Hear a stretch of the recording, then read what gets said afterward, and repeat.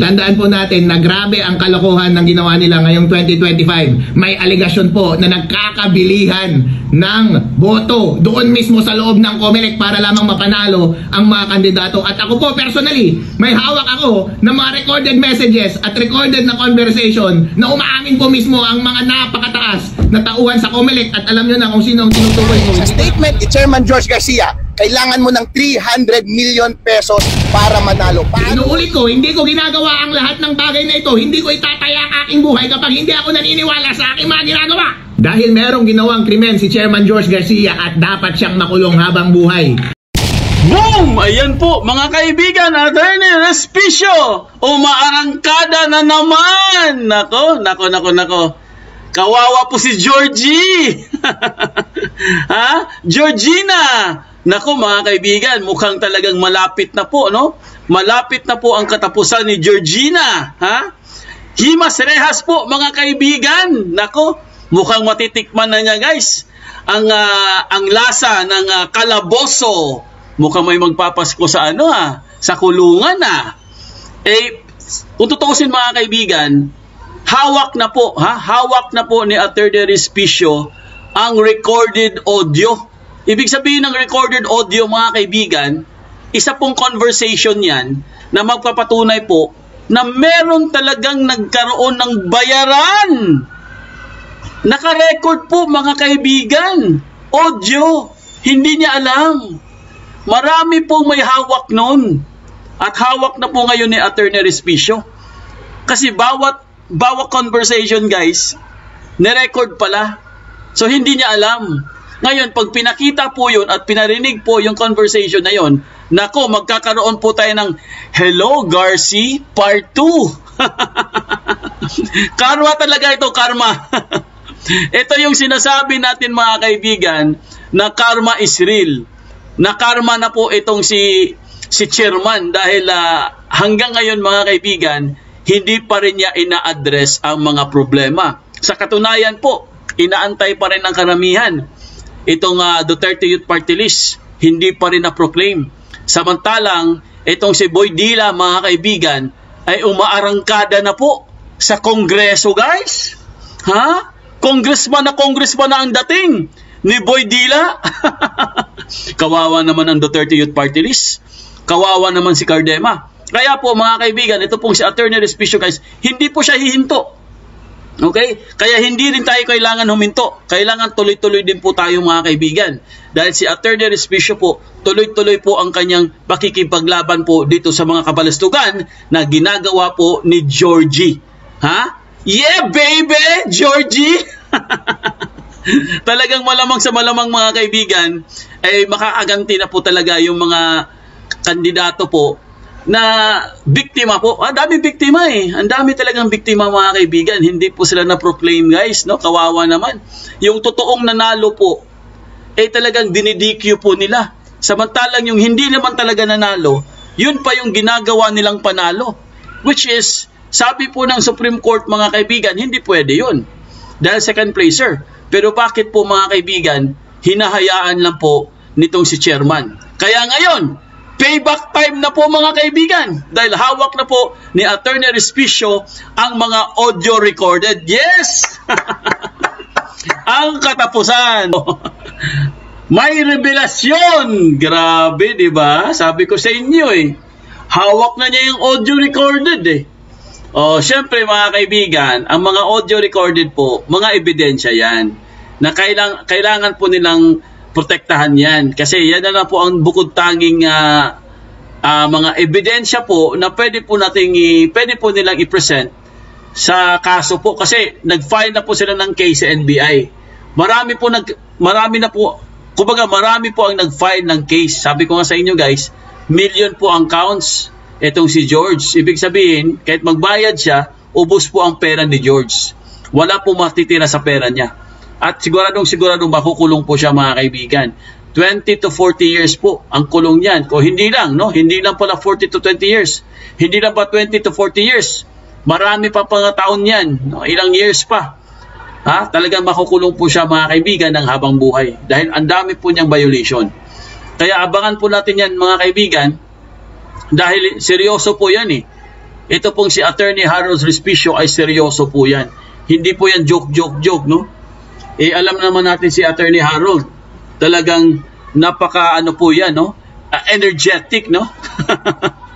Grabing energy niya. Sabi ni Laling Garcia, Sir, pwede hanip talaga itong si Attorney Respicio. Grabe ang asar talo na may kwela pa. Opo, pang asar talo talaga, no? Sabi ni Honesty Fairness, siguro bilyonarya na rin. Yan si Not Clear, malamang.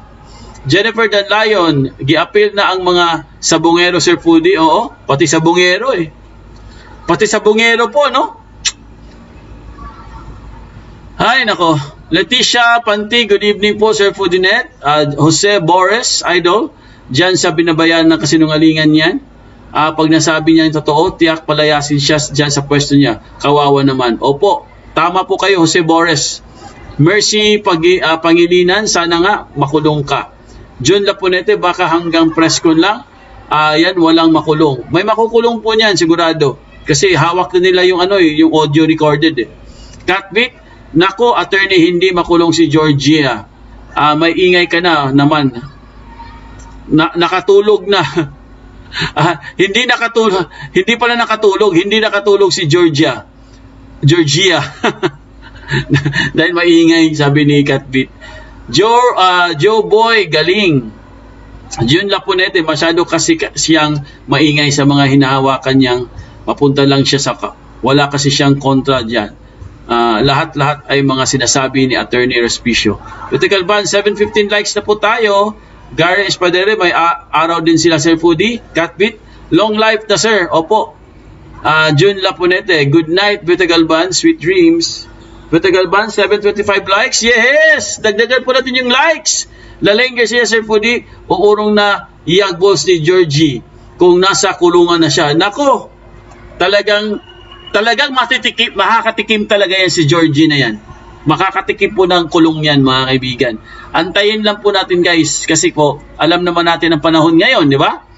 Antayin lang po natin, talagang makakatikim po talaga ng kulong yan. One of these days, no? Sabi nga ni sabi nga ni Pangulong Duterte, a day of reckoning. Ayan. Lahat naman yan, sabi nga nila, guys, bilog ang mundo. Okay? Gumugulong ang gulong. Gumugulong ang gulong. Sabi nga ni Attorney Respicio, inaantay na lang niya gumulong ang gulong. Ayan, Sabi ni Attorney Respicio, bilog ang mundo. Antayin na lang natin. Bilog ang mundo eh. Hindi lahat ng araw sa kanila. Huwag kayong guys, no? Lahat ng bagay sa mundo ay passive lang yan. Walang forever. Alma Journalist, thank you very much. Jerry Plaza, Foodinet, may live ngayon si BP Sara. Laling Garcia, Sir Foodie, nag-comment si at Joe Reyes, laughing time daw muna. Oo, laughing time muna tayo. Ay, nako. Kaya po, mga kaibigan, hindi po ang kasamaan po, guys, hindi po mananalo yan. No, ang kasamaan hindi mananalo yan. May kalalagyan po lahat yan. Lahat po ng mga ginagawa nila ay may katapusan. Di ba? Akala nila, guys, walang katapusan. Meron pong katapusan yan.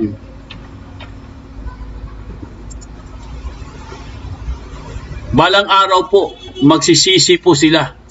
Di ba? So, tuloy-tuloy lang po tayo, mga kaibigan. Meron pa tayong oras, guys.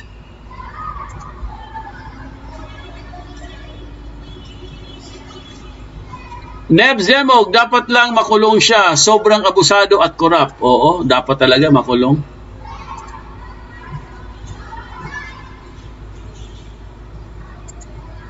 Ayan, tuloy-tuloy lang po tayo, mga kaibigan.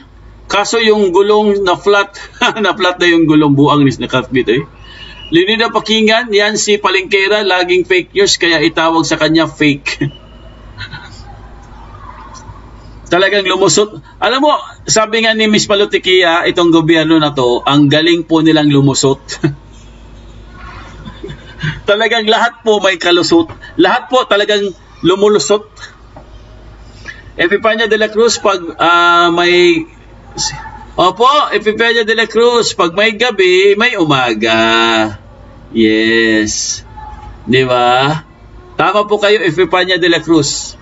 Pag may gabi, may umaga. Imposible namang walang umaga, puro lang gabi. Di ba? Kaya wag po tayo mawalan ng pag-asa. Okay? Sabi po ni Epifanio de la Cruz, pag may gabi, may umaga. So wag tayo mawalan ng pag-asa. Kasi after ng darkness, there will be light. Yes.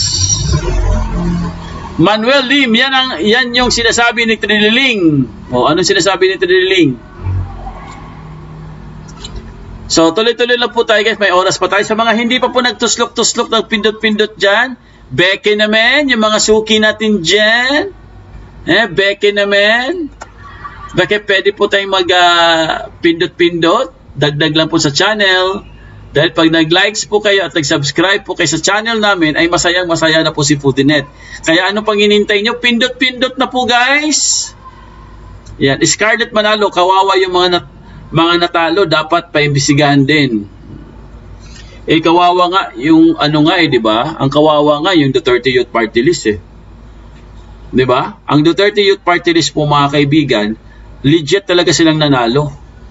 Pero hindi po sila pinoclaim. Kaya kawawa po sila guys Nakakaawa po si Cardema dahil gustong-gusto po natin si Cardema makapasok sa Congress. Pero hanggang ngayon, hindi pa rin sila na-proclaim. Katvit, kung maplat ang gulong, ipahuyop natin para gulong ulit. Lalaing Garcia gabi, ipahuyop mo din. Katvit, pag may araw, may buwan. Yes.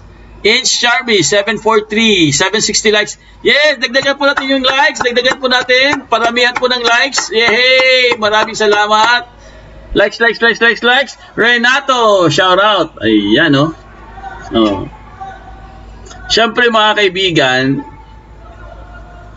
may ano din yan, may katapusan din po. Ngayon, namamayagpag po sila dahil sila po yung nakapwesto. Hayaan na lang natin. Ipasa Diyos na lang po natin guys kasi talagang wala Ray Vic Matanglawin, Victor, dapat dyan magkaroon din ng hearing sa Senado para walang ligtas kasi at mapanood ng taong bayan, mga kabalastugan para makagawa ng maayos na proseso sa eleksyon habang maaga. Opo, Ray Vic, antayin po natin yan.